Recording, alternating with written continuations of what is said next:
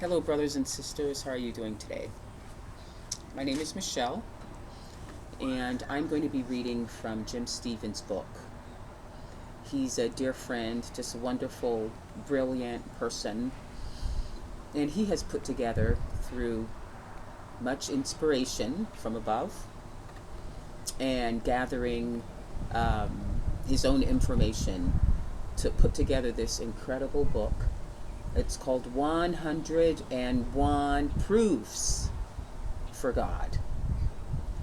And it's full of beautiful pictures on the inside and the outside. And so I've been reading them. I just want to get the message out there that God is real. So let's read some of these proofs to confirm that. I'm going to be reading chapter 31. It's called The Second Law of Thermodynamics. Most likely you have heard the term second law of thermodynamics, but may not be able to give a definition. Note that this is a scientific law of nature. It's been around and verified again and again for a long time. And there are no known violations of the second law of thermodynamics, unlike the theory of evolution, which is worse than Swiss cheese. Thermodynamics has to do with the study of energy. The meaning of the second law, in simple terms, is that everything tends toward disorder or lower energy. Energy tends to disperse. Nothing becomes more complex on its own. Everything tends to break down over time, as long as nothing new is added to the system from the outside. Hot things cool down as the heat or energy disperses. Things tend to go downhill, not uphill, to a lower energy state. Everything wears out and eventually decays. Living things all eventually die. This is the natural order of the universe. Isaac Asimov, a highly respected evolutionist and ardent anti-creationist, has said, another way of stating the second law, then, is the universe is constantly getting more disorderly. Viewed that way, we can see the second law all about us. We have to work hard to straighten a room, but left to itself, it becomes a mess again very quickly and very easily if left to itself. Even if we never enter the room, it becomes dusty and musty. How difficult to maintain houses and machinery and our bodies in perfect working order. How easy to let them deteriorate. In fact, all we have to do is nothing, and everything deteriorates, collapses, breaks down, wears out, all by itself. And that is what the second law is all about. Since everything in the universe tends toward disorder, it is a violation of the second law if they become more orderly and complex all by themselves. If you leave your room one day and it's a mess, it will stay a mess for all eternity, gradually getting messier and messier until one day it disappears. If you go away for a while and come back, and it is cleaner and more orderly, then you know your mother was there. If not your mother, At least some energy force was there with the distinctive, intelligent attribute of order. Energy might have been added, but by itself would not be sufficient. There had to be the component of orderliness. Otherwise, the random energy would have just added to the mess.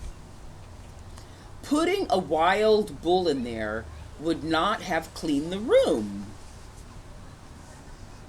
This is where evolutionists have a really hard time. They can say all day that there was energy coming down to the earth from the sun. But what about the orderliness that resulted? It requires information. That orderliness requires information and intelligent design. If there were to exist some primordial soup of chemicals, disregarding where it came from, then for all those chemicals to somehow change into a living cell is a direct violation of the second law. They would not order themselves into a living organism that has gigantic numbers of orderly properties like digestion of fuel sources and reproduction. People who deny the existence of God have a huge problem with the second law of thermodynamics. They usually claim that the energy of the sun qualifies as the outside source that can cause life to form accidentally.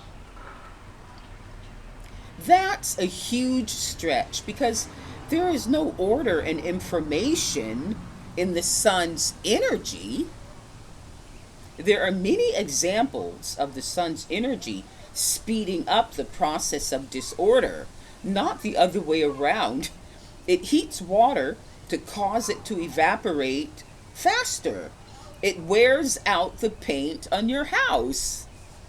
They also try to claim that the earth is an open system and somewhere in the universe changes are going on that balance out the increased order on the earth. That's an extreme level of faith in a mystery greater than the mysteries in the Bible. That's on the order of saying that I'm sitting in my room watching my computer fall apart, so somewhere else on earth a computer is being built all by itself. Except the problem is multiplied millions of times over because living plants and animals are millions of times more complicated than a computer.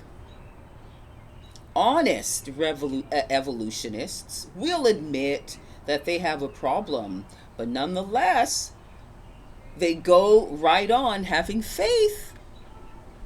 They have faith even though there must have been millions upon millions of violations of the second law of thermodynamics necessary to get to every new stage up the evolutionary ladder from a single living cell to a multi-celled species to plants to animals up to human beings.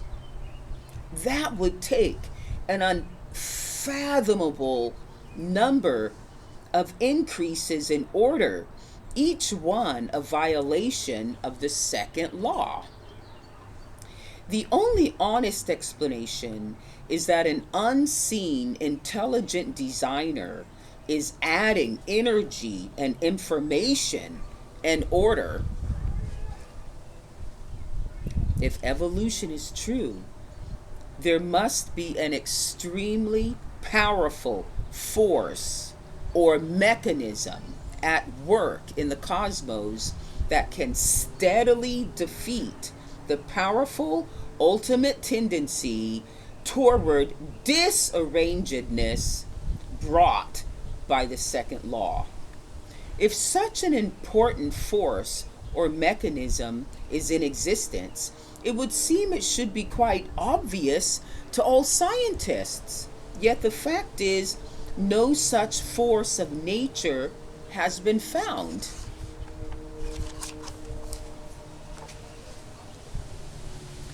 Using natural processes alone, there's just no explanation how the complex, information intense organization of even single-celled life and its uniquely inherent and complex processes could have emerged from no life in the first place and then could continue to fly in the face of natural law with untold increases in information, complexity, and organization to yield all the flora and fauna varieties known to have existed.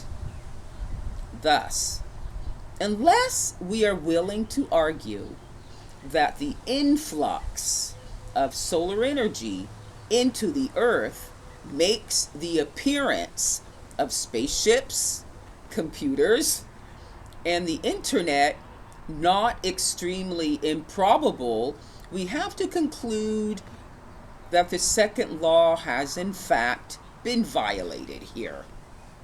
Okay, so there must be God. Okay, thank you so much, Jen. He ended that one with an exclamation point.